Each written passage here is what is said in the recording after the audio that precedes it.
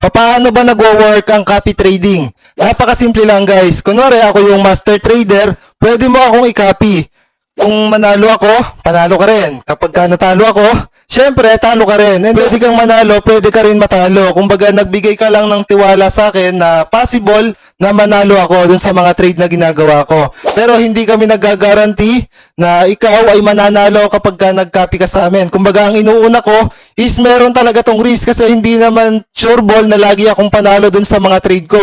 Ang ginagawa ko lang is yung responsibility ko na gawin ko yung best na every time na may magandang setup is i-take ko yung trade na yon at i-manage ng maayos yung risk in order na hindi masunog yung account.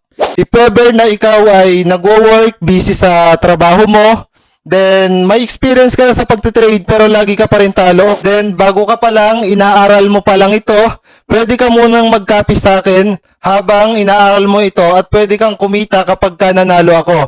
If ever na interested ka sa pagka-copy trade, message mo ko kaya comment ka sa video na to para mag-guide kita. See you in the next video. Follow for more profit.